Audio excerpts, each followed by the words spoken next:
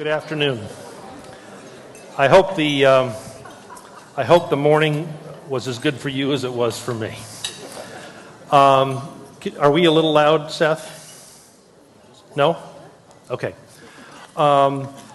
Thank you all for being here, and please continue to eat, and dessert will wait. But I'd like to take a few minutes this afternoon to talk a little bit about how much we don't know, which is a lot. About 2 weeks ago, Thomas Friedman had a column in the New York Times that was called The 401k World. Did anybody read that article? I'd really suggest that you go and find it. I'm not going to hand it out. I'm not going to give you a URL. You're all Google literate, I suspect. But Thomas Friedman wrote this column, and he used the pension mindset of 401ks to really as a metaphor for how much things have changed in our world. And the 401k, with the introduction of the 401k, really introduced the notion in this country of what's called defined contribution retirement programs. It's what you all have. We pay into TIA. Crap, some of you don't have, I'm sorry. Okay. It's among the more common approaches away from pension systems.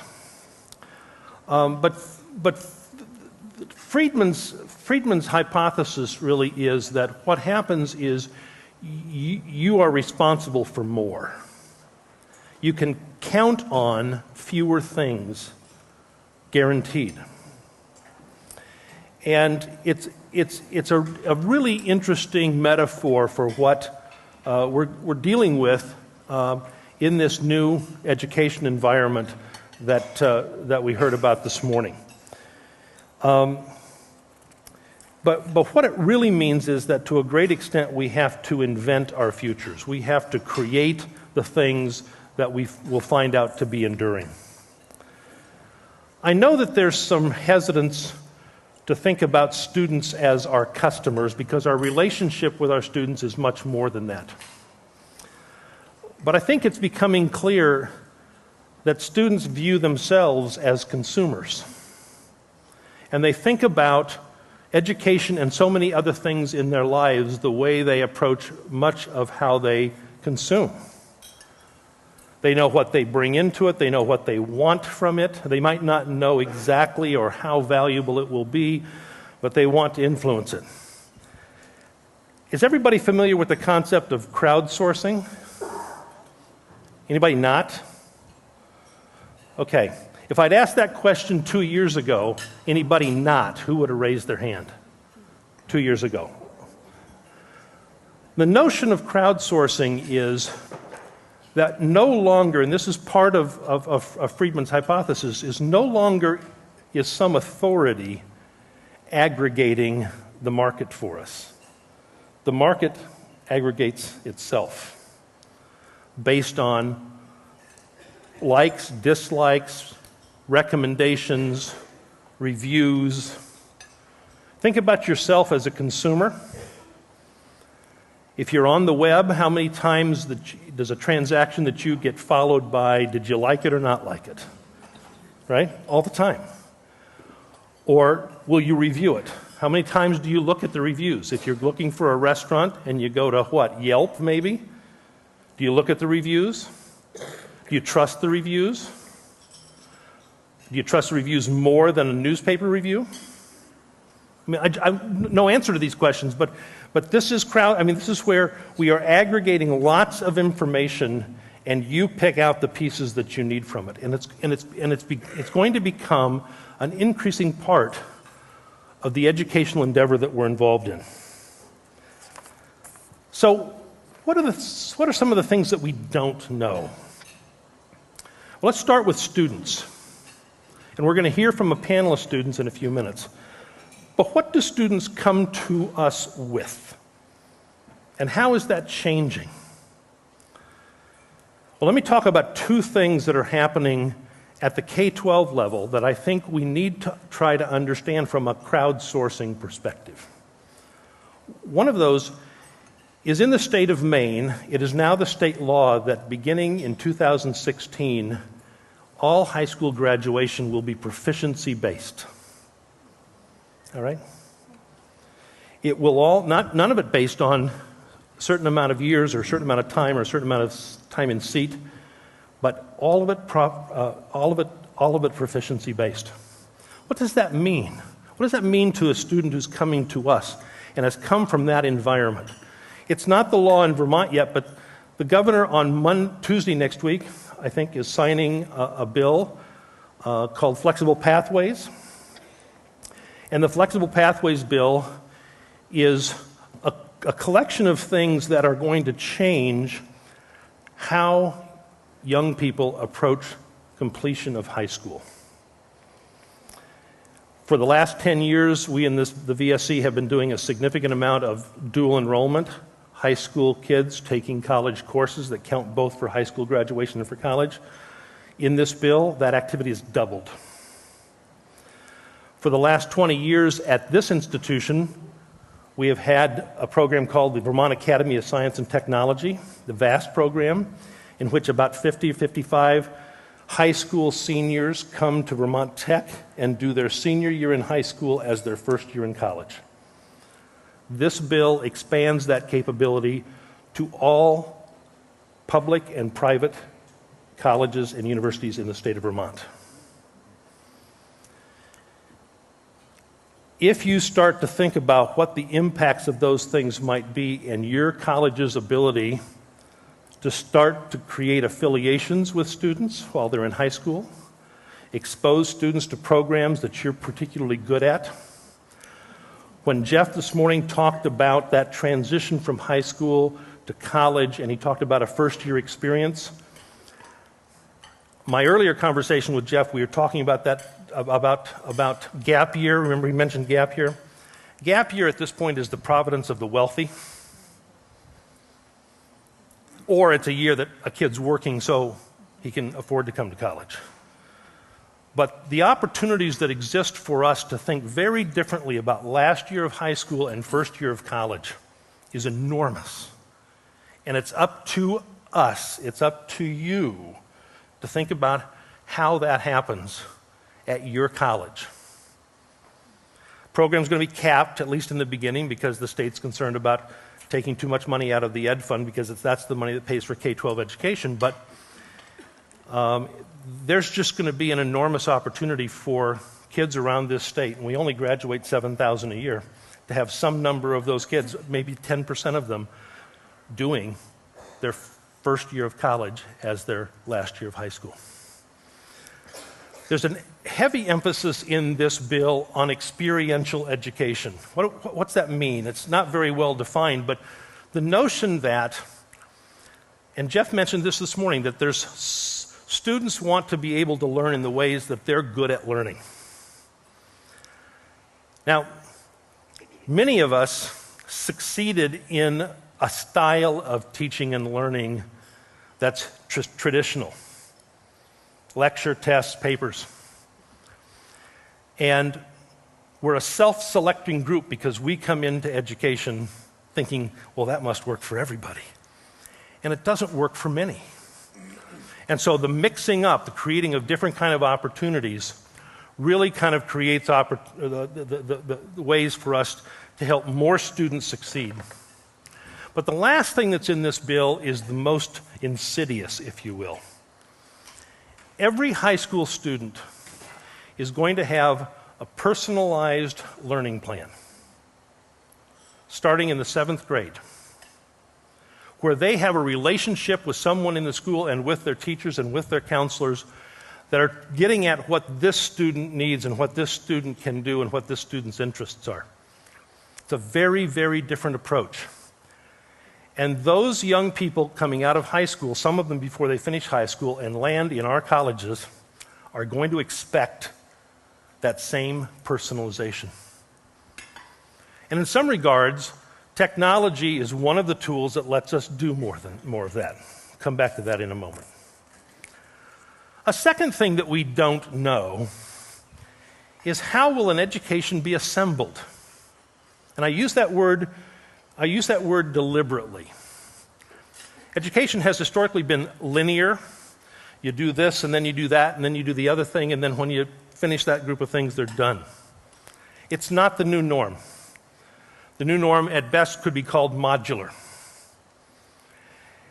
We're going to have more students who start, stop, come in, come out, bring experiences from elsewhere, and they, as consumers, will be insulted and, in fact, disengaged if we say, well, I'm sorry, you didn't buy the real Lego set, so it doesn't fit together with the fake Lego set.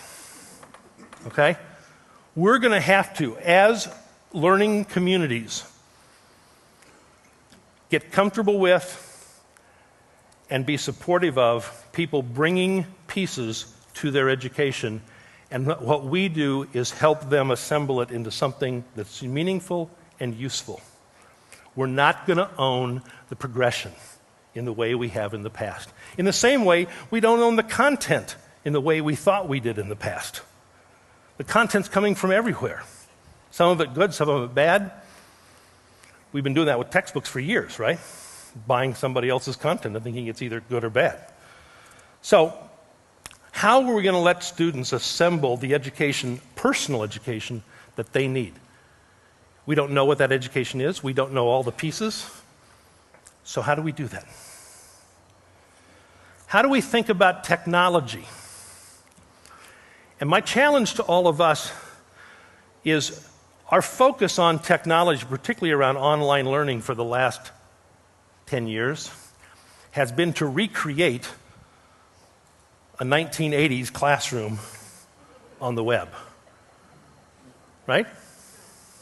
For better or for worse. The question really becomes, what can we do that we never could do in a traditional classroom? I got a really short clip that I'd like to show you, if Seth can run it here, and then I'll talk about it for just a moment. People will protect what they love, and they love what they know. So that is why we created a web-based ocean exploration company, Aquatico.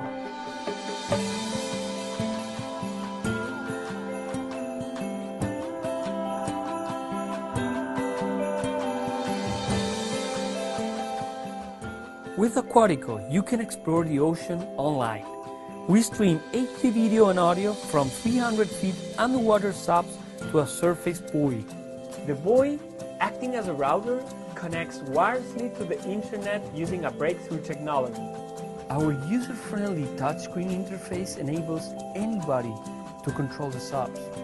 It can take photos, you can invite friends to go diving along with you, take part of guided tours, and record your missions. Okay, now think about, this is one Kickstarter project. This is one crowdsourced entrepreneur who is creating a submarine this big that can go 400 feet and can be controlled by someone with an iPad or an iPhone anywhere in the world. Now, if you're a kid in Hardwick, Vermont, okay, who's never known, and I think we all believe that part of our job as educators is to help explore, to help students see the possibilities that they haven't been able to touch yet. And technology, and this kind of use of technology and robotics, and we used to talk about simulations. This is something different than simulations. How do we use these kinds of tools? Now, one of the questions you may ask is, how the hell do I even know about them? Okay? Which really brings me to my final point here. The challenges that we face and finding the opportunities that Jeff talked about this morning will require that more than anything else, we become a learning community. Not a teaching community, we already do that, but a learning community. Learning on our own. What do I mean by that? Learning on my own. How many times have you been to some website and said, I wish I could do that in this other setting? Taking things that we experience in other settings and saying, oh, okay, how can I bring that to students? learning on our own, learning from our students, teaching and learning with our peers. If there's anything we ought to be good at, it ought to be teaching and learning, right? So, as we're going to adapt to this new world and what our students need, and trying to anticipate what they will need after they leave us. It'll be interesting to hear our students speak in a little bit, but one of the questions I suspect is there's a need on the part of the student to have an income when they leave college, right? Well, if we're in the education business, we ought to be worried about much more than that, but we can't ignore that. And what we ought to worry about beyond that is that in 10 years, they're in a place that they otherwise wouldn't have been at. They might start at the same job, but in 10 years, they're at a different place. How many of you in this room knew when you were 21 years old what you would be doing now?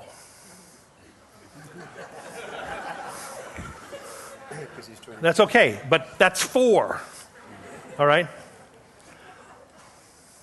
Life doesn't work that way for the most part.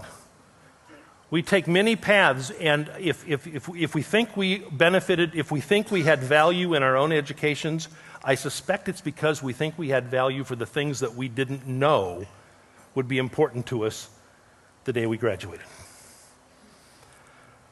So my request of all of us is that we permit ourselves, in fact, that we demand of ourselves, that we be in constant learning mode, that we teach and learn with each other in departments, in colleges, across systems, within professions,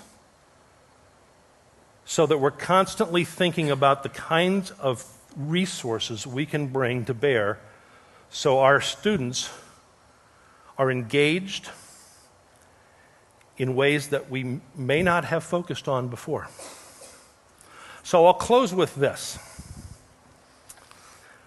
In the movie The Hunt for Red October, Captain Marco Ramius says to his crew, to his senior officers, when Cortez arrived in the New World, he burned his ships.